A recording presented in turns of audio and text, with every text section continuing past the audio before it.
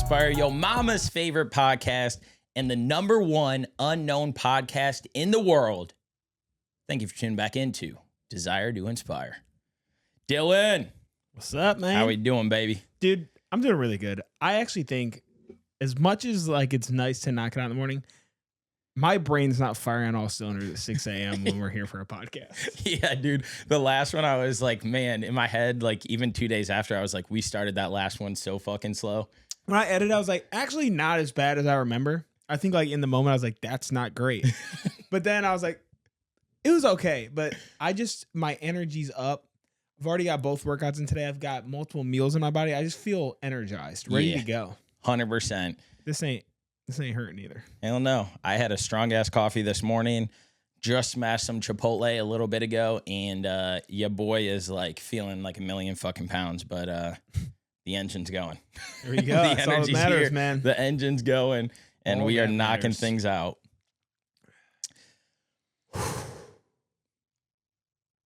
Quick breath work for the quick. Yes. Yeah. Quick breath work. My throat sounds like I have a frog in it, so I apologize to you guys that are listening. That's better than what he told me. It sounded like was it. We won't say nothing. It's because of your bachelor group chat, dude. Okay, that's not on me. I mean, I guess I did technically start it off. Yeah. But it got taken to a level I didn't start. Yeah, I'm a little bit scared for your bachelor party. Not gonna lie. I know all the guys. They scare me. I'm getting excited, honestly. Yeah, I'm sure you are. I'm sure you are. That's going to be exciting, and I have purposefully not even really entertained my bachelor party yet because I want to make sure yours gets all smooth sailing, and then I'll hit Everything's like set for mine, though. Like everything's scheduled, ready to go. So like I feel like we're good. Unless someone pulls out last minute. That'd be tragic. But hey, pretty much everybody paid. So even the ones who haven't paid are already over halfway paid. So that's on them if they don't come. That's on them. If anybody's got a private jet that the boys could use, let us know. We would love that. But right now we're flying Spirit Airlines. Layover in Florida. Gotta do what you gotta do, baby. I like that it was in Florida, though, because obviously that's my sales territory. So I can knock out 2 birds with 1 stone, which will be very nice. I was close to just reaching out to some Florida accounts. Hey. Yep. So come through. No, that'll be a lot of fun. It'll be interesting because that trip will be a lot different than how you're living your life right now. Yeah, it's a little bit terrifying, if I'm being honest. Everyone that I talk to about it's like, dude, like you need to like have some drinks before your bachelor party. I'm like, I know. There will be like I'll have a month between like my race and the bachelor party where I need to like just play with a little bit. But also, I'm going to go on record and say I'm going to try to not be too bad on my bachelor party. I don't hate that. This group is a lot. Some wild guys, a lot of personalities. Yeah. So no problem. And we're on an all-inclusive, which also, though, I think could help the situation. No one's just like, if you're at the bar, people are just buying rounds, they buy shots. Like, at least if we're taking shots at a resort, that's a watered-down shot.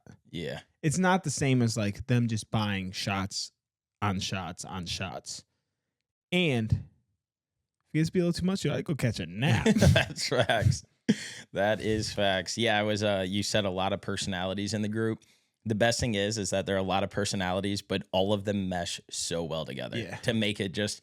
I guarantee you, we'll laugh 90% of the time. I mean, this group, you guys have all probably known each other longer than I've known some of you. Mm-hmm.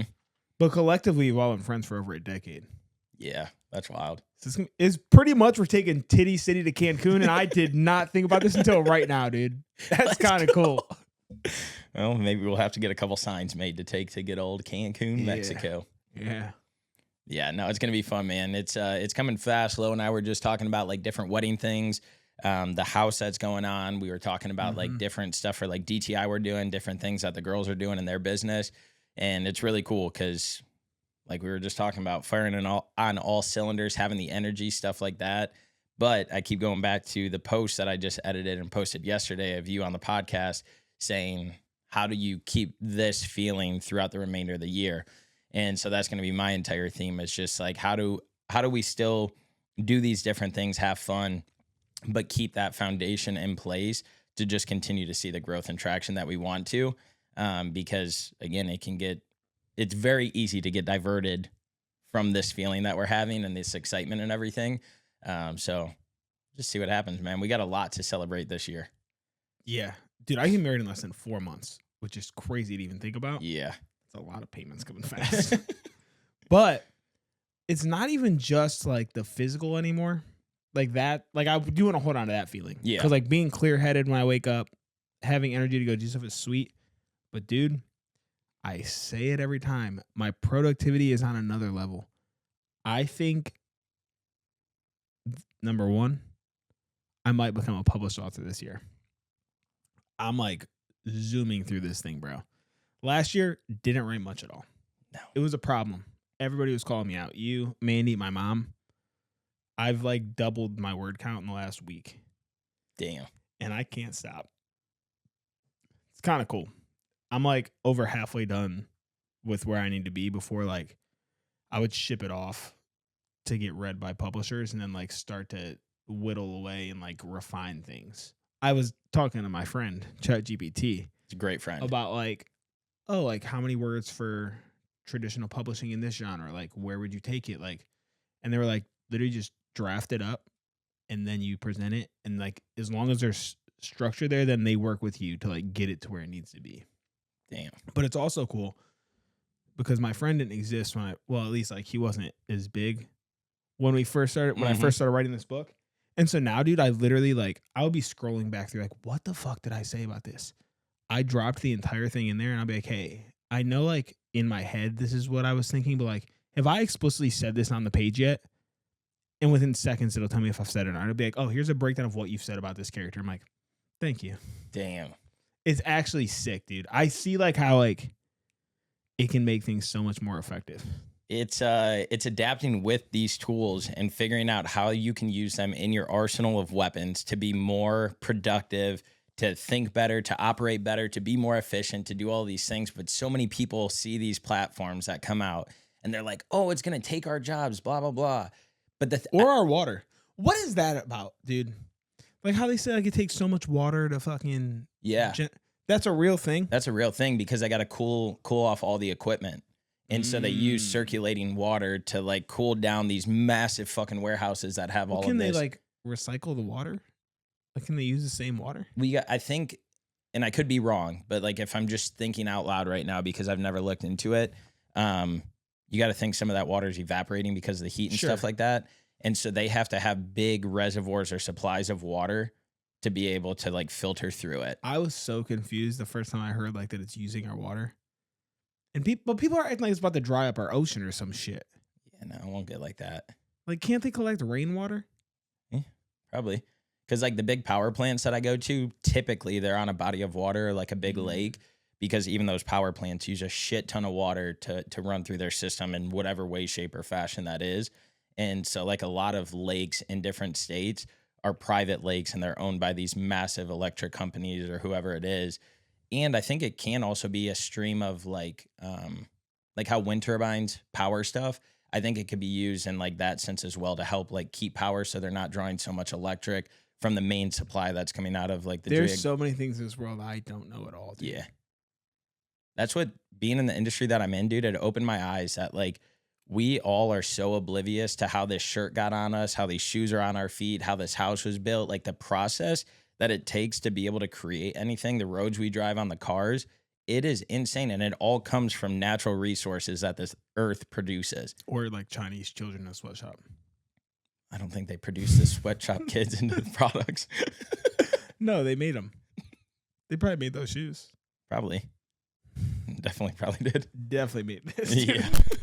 If you know me, then you know I love a good beer. But I also like waking up early to train. That's where Athletic Brewing Company comes into play. Athletic makes award-winning, non-alcoholic craft beer that tastes like the real thing because it is the real thing, just without the alcohol. These are for people who train hard, who chase goals, who live active, but still appreciate cracking open something cold at the end of the day. And here's what we love most. Choosing Athletic isn't about removing something, it's about keeping everything that matters. Flavor, ritual, social moments, and still being able to perform tomorrow. So if you want a beer that fits your lifestyle instead of fighting against it, hit up Athletic Brewing Co. and use code Dylan20 for 20% off your first order. Back to the show. Quick pause to shout out one of the brands we've been repping lately. Optic Nerve. If you spend time running, grinding outside, or just living life in motion, these are the kind of shades that work. Optic Nerve has been around for over 4 decades, building sunglasses that blend real performance and clean style. The polarized lenses deliver 100% UV protection, cut glare, and keep your vision sharp, whether you're hitting a morning run, midday errands, or winding down after. We use this because for us, it's not just about looking good. It's about practicality and comfort. So if you're tired of cheap shades that don't hold up, hit up Optic Nerve. Go to opticnerve.com and grab you a pair today. Use code DTI at checkout and you'll get 20% off. Back to the show. It's remarkable. I mean, even like, again, thinking of this house that's being built, like I go to the places where the trees are grown a certain way and they have these massive fields that then go into the production line to cut the 2x4s or 6x6s, 8x8s for these homes. That's so much planning. Like that tree didn't just sprout overnight. No. How the fuck did they know that when they planted that tree though? They either buy the trees off of people's property. So if you have like acres and acres and acres, they'll come in and buy those trees. Or what they'll do is they'll take down the trees that they have in their lots and then they'll strategically plant trees to grow. And then they just keep moving that batch around so that way the trees have time to grow. And yeah, I was like, there's no way like somebody 50 to 70 years ago thought about, you know what, this is going to be great for a house. Yep. And then the like rock quarries that I go into, just a big hole that they're making in this earth. And they're pulling all the rock out for the roadway, cement, asphalt companies, all that shit, dude. It's wild. Yeah, I could deal with that. Like to think how much went into just making that drink that you're holding, the container and stuff like that. To us, it's like, oh, we should have this, but it is like that's exactly what it's like. Yeah, dude, this is easy. I should have this. Yep. I was actually thinking about it too because I feel like the generation that we grew up in is like really cool because we saw stuff before technology. Granted, like computers and TVs and stuff were out, but I saw a post and it's like, you're a certain age when. And it was going through all these things. And like one of the things was like when you had to hit the side of the TV to balance the screen out. I saw that exact reel. Dude, I was dying laughing. I was like, hell yeah. But like we saw dial-up internet, then we saw regular internet. And it was the same thing. People are like, oh, this is going to take jobs away, whatever. No, it just enhanced things and we learned how to deal with it. It's the same things as these platforms. But what is different is I believe that you're going to have to adapt to this technology way faster than people adapted to like phones and computers. Because again, it's going to be so fucking powerful. And imagine when they start creating the robots and shit that go along with it. Like I see it in warehouses right now. You walk through it, there's probably 100 employees where there used to be 1,000 employees. Because now they got these robots. When I go into like dog food companies or cat food and they got like the wet food that comes down the assembly line, they'll have 100 containers pile up. This arm will come down, suction them, move them from here over to here, send it down to get palleted. Like it's wild to see the robots. But now think of those robots as like somebody that's living in your house with you. That's not happening. I'm not letting that happen. We'll look back on this. No, there's not a robot living in my house, bro. I bet you one day there is. I mean, I guess technically like appliance and shit, but like there's not gonna be like a walking robot in my home. Your kid might date a robot one day. My kid will be up for adoption, bro. Like, that's not happening. What do you mean they might date a robot? What does that even mean? They might date a robot. That might be its significant other. I think in our lifetime, we will see somebody marry a robot. I mean, someone probably has done that already. I don't think so. But it's not the same thing, dude. Yeah, it's going to be its companion. And your kid would be the one that would try that out. Like, look how goofy you are without robots. Imagine your kid with a robot, dude. You used to fuck your bed, bro. My thought was, if a sex robot existed when I was like 14, maybe. But I wouldn't want to date it. I wouldn't be public with it. It'd be in my closet. You also didn't think you'd hump your mattress, and you did that. I didn't know what I was doing. It was an accident. Surprise. But no, AI is crazy. Even like I'm in healthcare, we have AI, and that's like the one industry you think that you shouldn't have AI. The whole product I sell is AI. Yeah. I think we might see it the most in healthcare. Like what mine does is like, I don't even know if I want to talk about this. Just don't say any names. It monitors like big, like critical piece of equipment. So like it can predict when they're going to go down. So they don't have to deal with like, because like if a CT or something goes down, it's like $100K an hour that they're losing this hospital. Yep.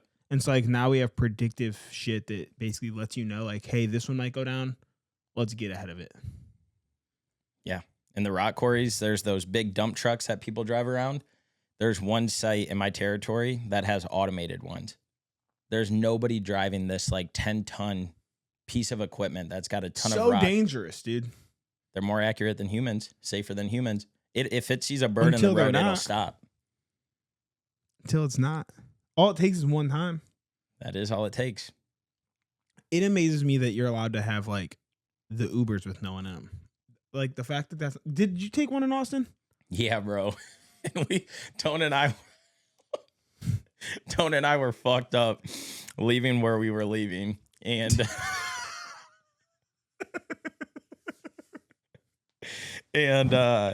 we got in that thing and we were tripping, bro. This thing pulls up and we like look inside. We're like, what the heck? And Tone's like, I think we got a autonomous car. And I'm like, no way. It's crazy that they don't even tell you. It might have told him. I don't remember. But we got in this thing, dude, and I was like, watch us be the ones that get stuck. This thing starts going around the parking lot, and there's a car blocking the path to, like, get through. And we just sat there for, like, 15 minutes. And him and I are dying laughing in the back, like, this really is us. And then all of a sudden, over the loudspeaker, it goes, Waymo is figuring out your next route. Hold tight while they look into it. 15 minutes is crazy, though. All of a sudden, it started backing up. And then we got out of the parking lot. 15 minutes is absurd. But it was figured out faster. It was amazing. We got to control the AC the way we wanted, and then we were blasting fucking music and just having the time of our life, bro. In there? Yeah.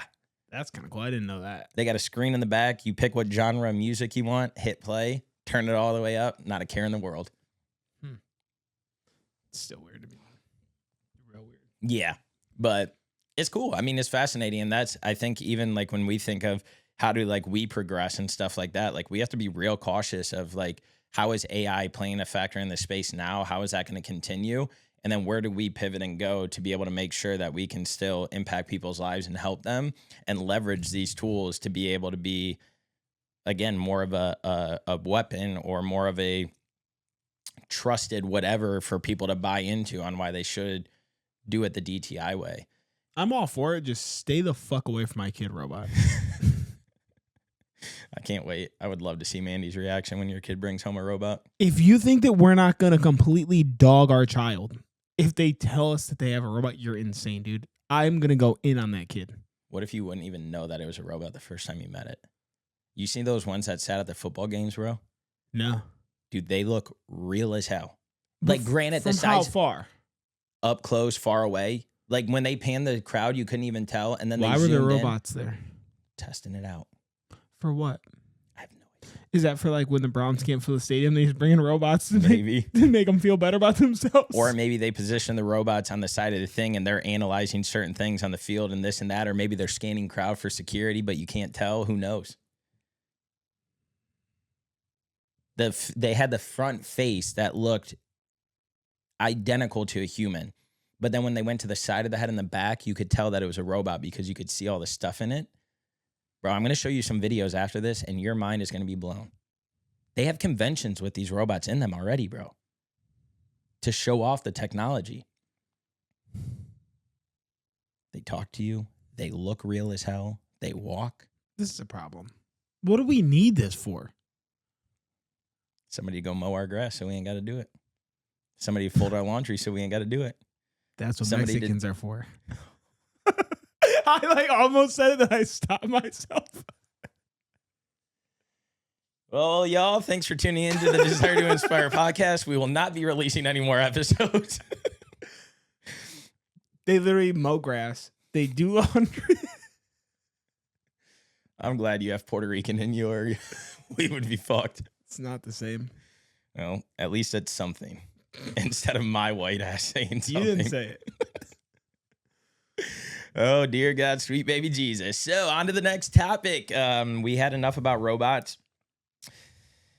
And I know we had a topic that was pretty wholesome and a little different than that. Yeah, we got a little off topic. Yeah. So let's talk about this book that you're reading or post that you read. Dude, sure.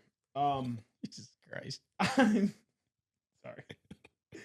I'm reading. Where did I? Oh, I sent it to you in text. I'm reading Matthew McConaughey's newest book. It's called Poems and Prayers. Honestly, not that into it. Okay. I think I might be more into it if I wasn't on 75 hard. So like I have to finish 10 pages a day. And a lot of these aren't like full pages, like half pages. Some have like 4 words, 4 lines. I mean, and so like I'm like, that's my kind of book right there, yo. But I'm like, I know this doesn't count as 10 pages. So I'm like 3 days into this book, I'm actually 70 pages deep. Damn. And so pretty far along in the process, and just not vibing with it that much. Okay. But we're powering through. We're committed. We're going to get through it. Do you think, before you get into it, do you think that there's pros and cons to sticking with something like that? Like, do you think that there might be a message at the end that you're meant to read to get through it? Or do you simply just check that box because you have to instead of just switching to a new book? I've considered switching to a new book already. I mean, there's like some good takeaways. And that's why I feel like if I was just reading it like when I wanted something, it would be okay. Mm-hmm. Because like I have also like a daily devotional book that my dad got me for Christmas. So like that's like a small blurb every day. And like that I can do. But like if you sat down and read it cover to cover, it probably wouldn't do much. And I'm sure that there's a message, but this is more like small little stuff that he like weaved together from throughout his entire life. Mm-hmm. And so, sure, maybe there is a big message that at the end it hits. But I've also had books where like I read 250 pages and I take away like 2 things from it, which still at least there's a benefit, but I know that there could be more. But today I did have a benefit because that's where this topic came from. He was basically talking about a football coach. I want to say that he was a coach for the Giants. I don't know. I can't remember the name. Maybe I should have sent you that, but I don't think it's really relevant to like what this is. Yeah. But he was talking about how you need to be ready for like 6 to 8 big problems if you're a head football coach that come at you every day that you never saw coming. And so he then like, I believe this was in like a post-game interview or like something like that. But he posed a question, what would happen if we all had in our consciousness that every day is about solving 6 to 8 big problems we'll never see coming? Life's hard. It's supposed to be. That's the inevitable deal. And once we admit it, we're more ready for it, and it's a lot easier to handle. And I liked this because like I feel like this is kind of the epitome of like what we preach. Mm-hmm. Once like you break it down and you get all these habits developed, we're not saying that shit's just going to be easy, but you're more equipped to handle the things. And so I feel like that if we approach it like, okay, like some shit could go wrong today, let's start getting everything in order now, but also be ready. Today we had to pivot this podcast. Mm-hmm. And like that's not a big thing. Like it was what it was. But like if we both had other shit going on, might have sucked. Yep. And tomorrow there's another big thing coming, this damn ice storm. But I just feel like being ready for things, stay ready, you ain't gotta get ready. Yeah. No, 100%, dude. And one of the things that, like when you say this, so we won't use the...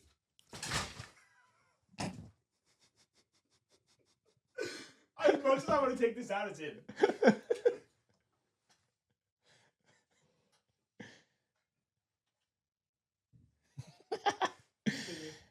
And so that's how you do it, folks. That was slick, right? Yeah, that was real good. You got around that one. That's all good. If you care about putting in work, whether it is crushing workouts, staying sharp during long days, or just doing right by your body, First Form gets it. First Form isn't about the hype. They build on quality, stand by service, and measure everything by real-world results. Their lineup covers it all.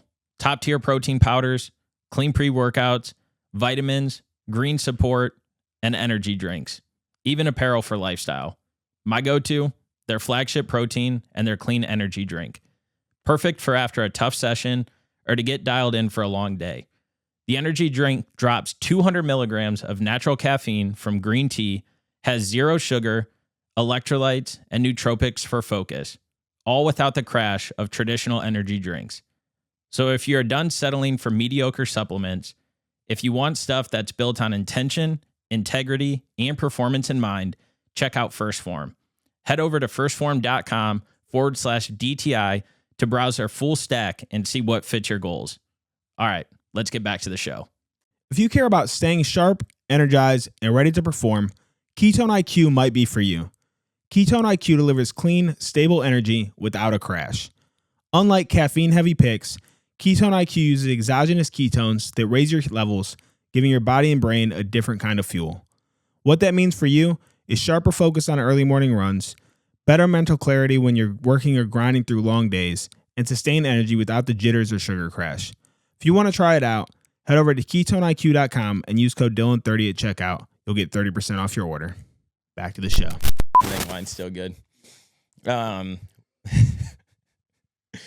One of the things too, to put this on like a deeper level or a deeper perspective, and like sometimes it can be morbid or even like hard to talk about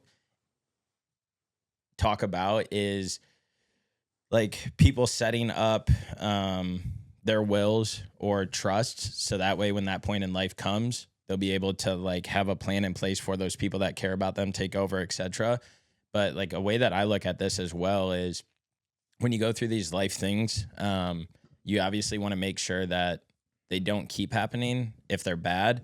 And if they are bad, how can you get over them faster than the last time? Mm-hmm. And so like one thing that I've had to work on a lot in my life, and there's like pros and cons to being or having your family be really well known, like where you grow up and stuff like that, because there's a lot of people around you, which means I probably have seen more death in my life than 90% of people, just because of how many people we knew and my dad knew coming through like his businesses and stuff like that. But then when my dad passed away, you obviously know how I took that. It was extremely hard. Yeah. That's when I got to my lowest, so much so that I didn't know how to deal with it. And it made me want to take the path that nobody wants to think of to deal with it, because that would have been easier and better. But what I've taken away from that is like after my dad passed away, other people close to me had people pass away. And then my granddad passed away, who was super close to me. And you just see people get older and things like that. And so what I've tried to do is tailor my mindset of like, if the worst happens and the people that I care about the most, like if somebody else passes away, what can I do right now to prepare myself, not think about it on a daily basis? I don't think about it at all. But what I do is I prep my mind of like, what are the things that I can do now where if that day does come, I can handle it a little easier, because I knew I was outreaching to them. I knew I would make an effort to see them. I knew we're on good standings and I don't leave people in arguments or like tiffs or anything like that we go through. And so I look at it from that end, from a big boulder that could be in your life, from one of those 7 things that go wrong in a day. But then I also take a step back and look at it from like running late to work or to meetings or trying to get across town to go and do something, and you sit in traffic and you're like, damn it, this fucking traffic drives me crazy, blah, blah, blah. And then you get to the front of the traffic and you're like, oh my God. Mm-hmm. And so now what I try and do is just be so present in traveling and the things that I'm doing in life, and realizing that there could always be a worse alternative. And that worst alternative is you're that person that people are driving by and being like, oh my God.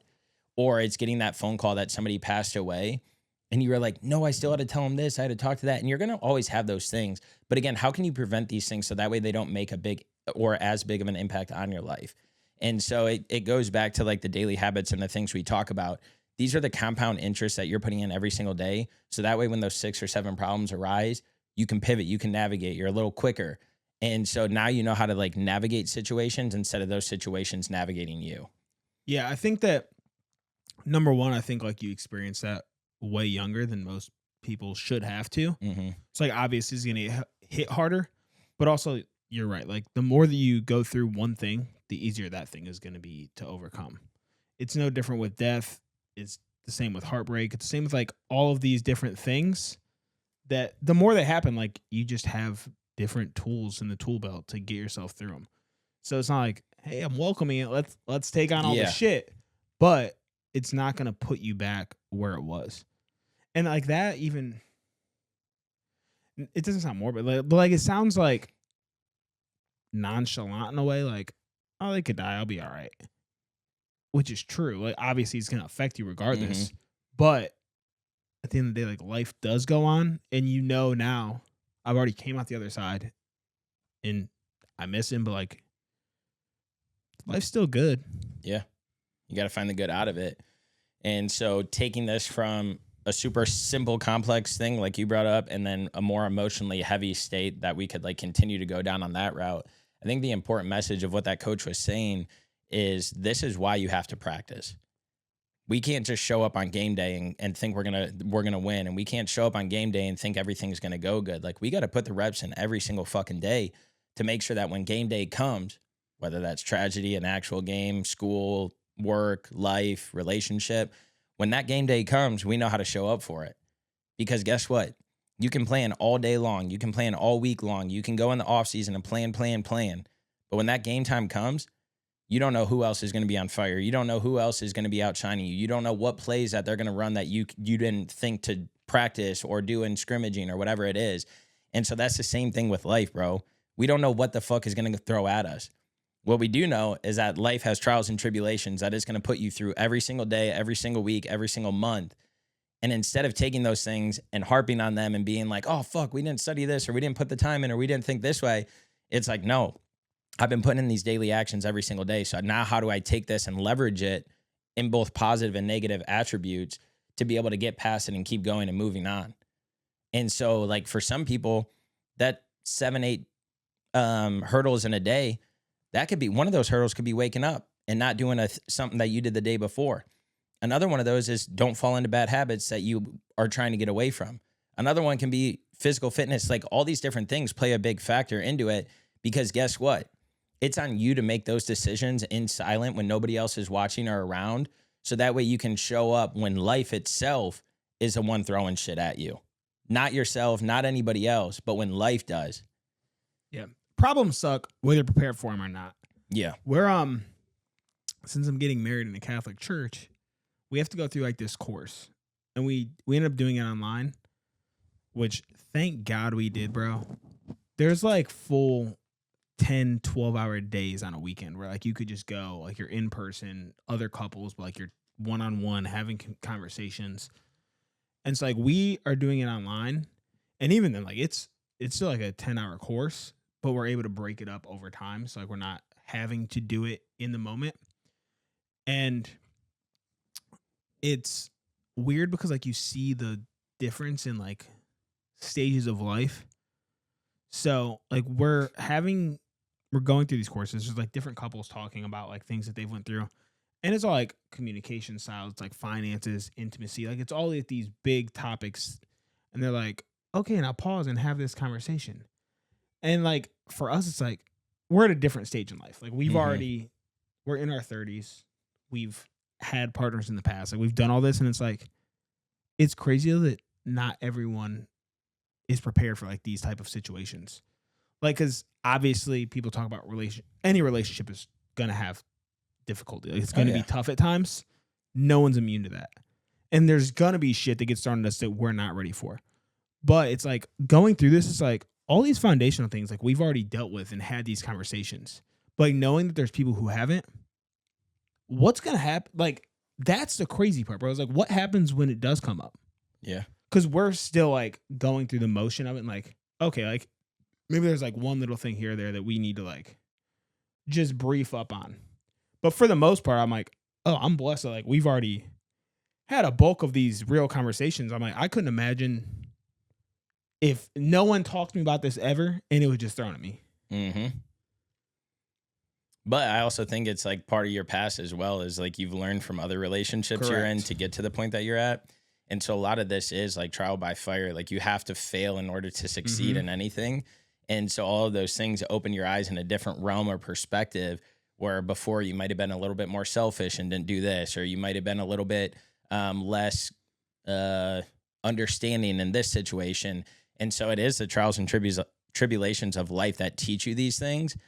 But you also impact your life by putting a lot of things in place to make sure that you can remain open-minded and you can remain top of focus of all these things that you and Mandy talk about, or you and like the viewer, you and your significant other talk about, to always have that on the forefront, because it goes back to, since this world is such fast pace right now, I feel like when people talk, it's like, okay, yeah, I hear you. And then it's out the other ear. And the next thing you know, you're doing this thing again and you're pissing them off again. And you just go through this repeat pattern because you don't take the time to actually sit with it or listen, to be like, all right, I do need to focus on this, or all right, I'm not showing up here as much as I should be.